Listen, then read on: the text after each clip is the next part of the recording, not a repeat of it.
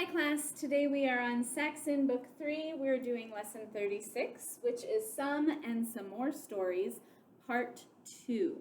So if you remember from talking about some and some more stories before, these types of word problems tell us we have some amount of something, and then we get some more of something. Whatever that may be, tennis balls, candy bars, bicycles. But we've got some, we get some more, so we're adding, and then from there we figure out our total. Well, typically in the past when you've been given this type of problem, they told you what we started with, they told you how many more we got, and then we had to figure out the total.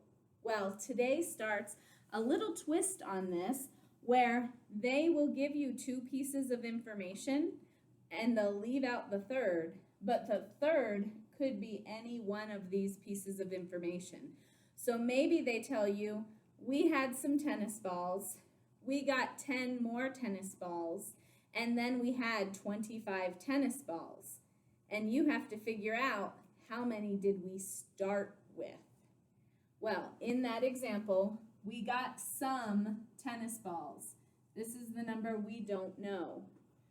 We got 10 more tennis balls, and then we had 25. So we have to figure out what number do I add to 10 that will give me 25. In this case, it's 15. Let's look at some more examples of this.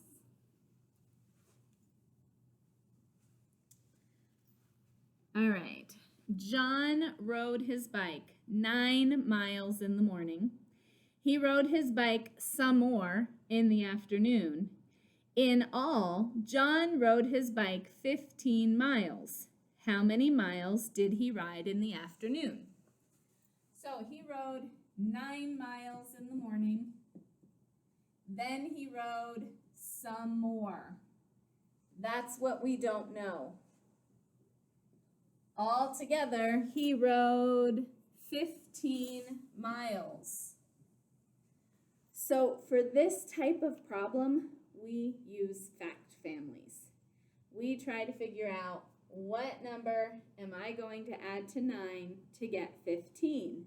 Well, do I know my 9 and 15 fact family? 9 plus 6 gives me 15.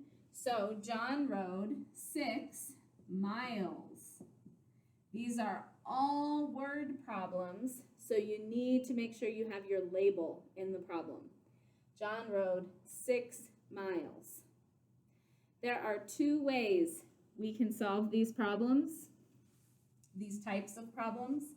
We can take our numbers, the numbers that were given, in this case it was 9 and 15, and we can either add them or subtract them.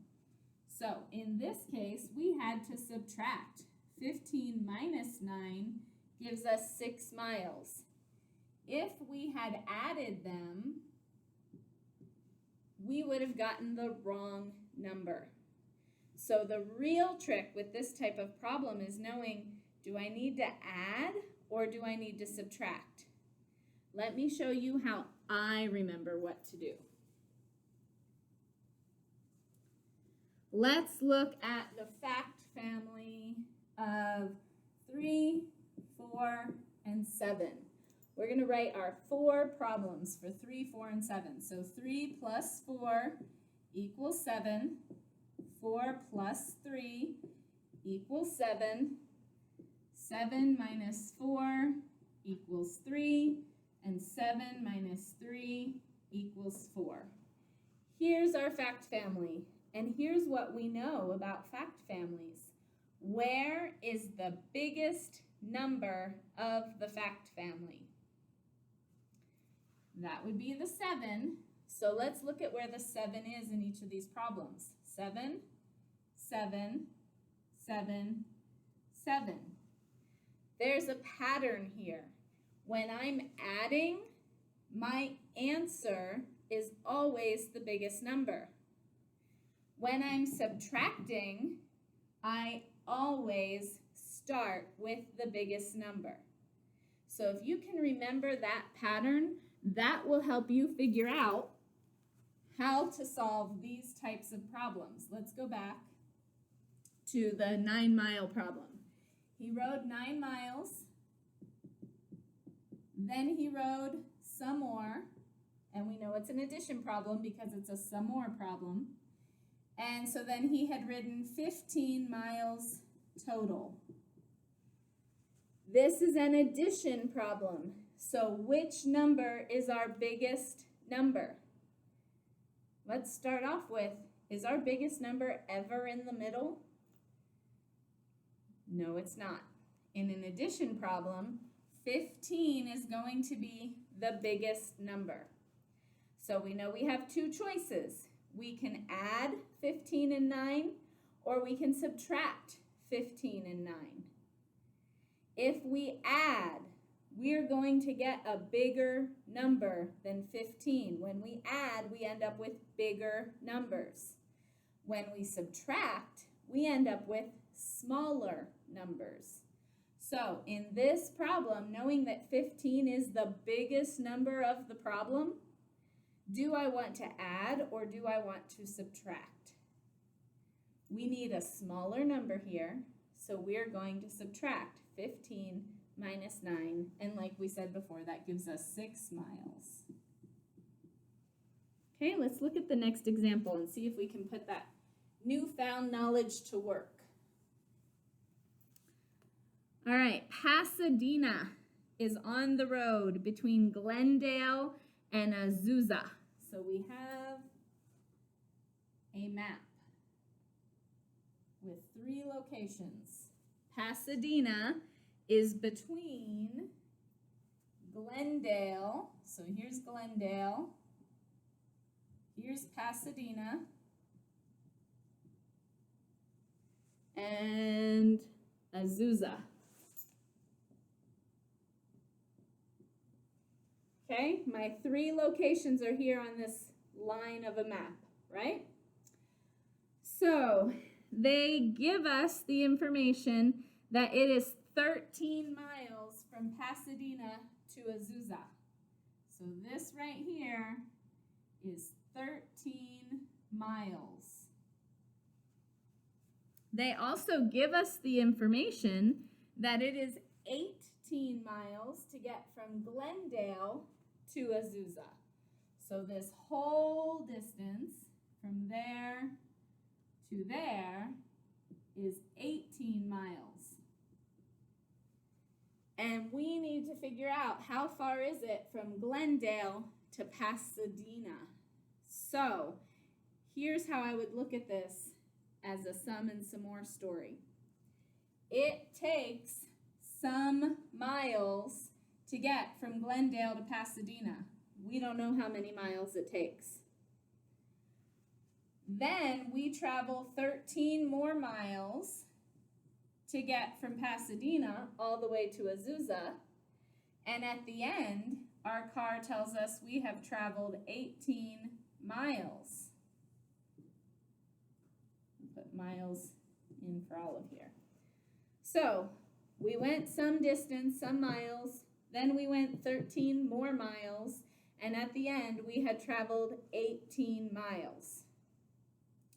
What's the biggest number here? It's an addition problem. So are we going to start with the biggest number, or are we going to end with the biggest number? For an addition problem, we end with it. So if we already know our biggest number, are we going to add 13 and 18, or are we going to subtract 13 from 18? If we add, we end up with a bigger number. We don't want to do that. 18 is our biggest number. So we know we need to subtract. 18 minus 13, 8 minus 3 gives me 5. 1 minus 1 gives me nothing. So we know it must be 5 miles to get from Glendale to Pasadena. This is a tricky one. Let me tell you, this can be a tricky one even for high school students. Now, in high school, they don't give you the numbers. They give you equations, and you have to figure it out from there. But this map thing can sometimes play with people's minds. So just know, even looking at the picture, you go, I have the whole distance. They gave me 18 miles. There's no more distance than that. So I already have the big number here, and I have to figure out this distance right there. This distance plus this distance is going to equal the whole 18 miles.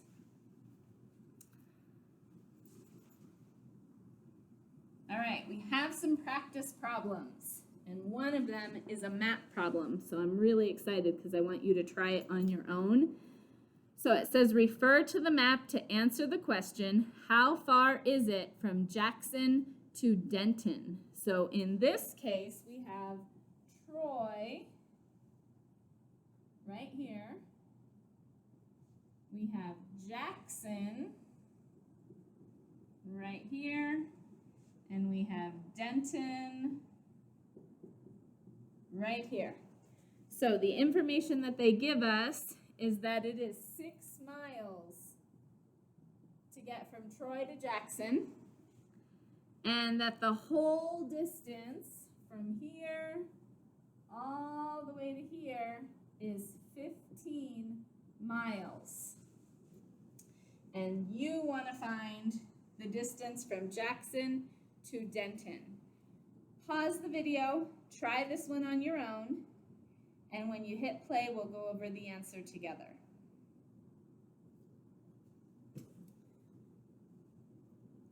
All right, this is just like the last problem that we did. Do we know what the biggest number is? Yeah, we do. 15 is going to be our biggest number because that's the total distance. So, do we want to add 15 and 6 to end up with a smaller number? Or do we want to subtract 15 minus 6 to end up with a smaller number? We want to subtract. So we're going to do 15 minus 6. We know that that gives us 9. 9 what? 9 miles would be our answer. 9 miles from Jackson to Denton.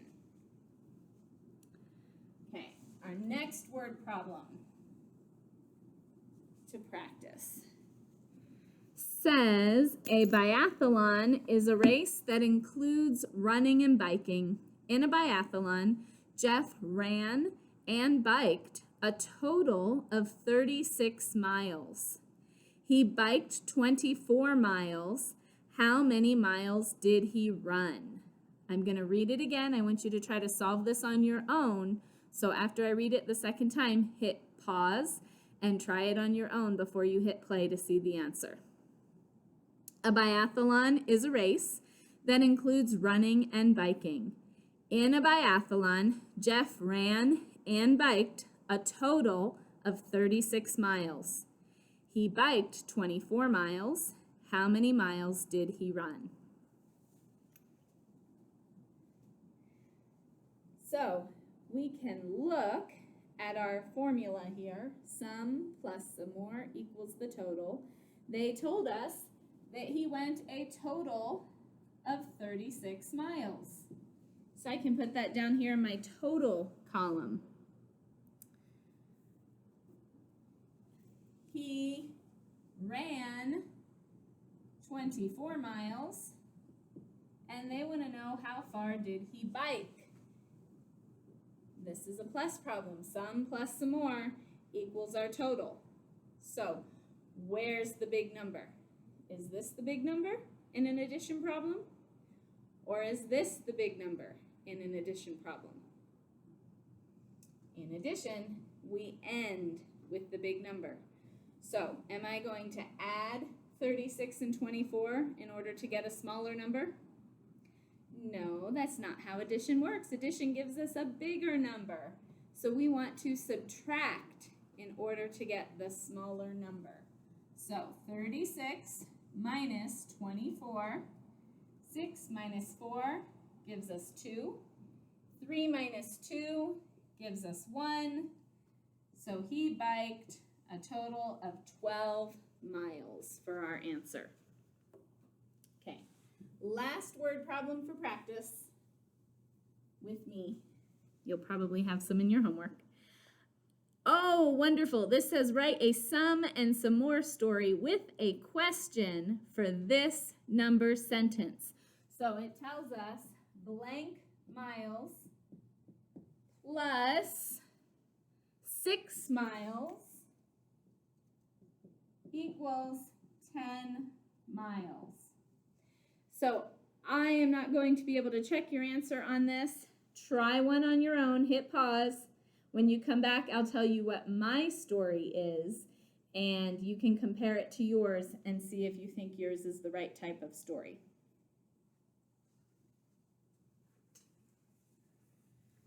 All right, so I have a some mile, some more miles, and a total miles. So, boy, I'm not sure there's anything that I'd care to do for 10 miles, but I have run a 5K, so that's just a little bit less than 6 miles. So let's say Mrs. D rode her bike, and then she ran for 6 miles. At the end of the morning, she had gone 10 miles. How many miles did she ride her bike for? That would be an appropriate word problem story for this problem. You might also have said the dog ran for some number of miles, or the dog ran all morning. Then in the afternoon, the dog ran 6 more miles. How many miles did the dog run?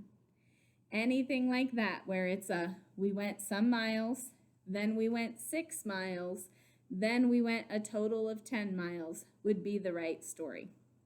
This is the end of your lesson. You can start your written practice, which begins on page 199. I hope you have a wonderful day, and I'll see you soon.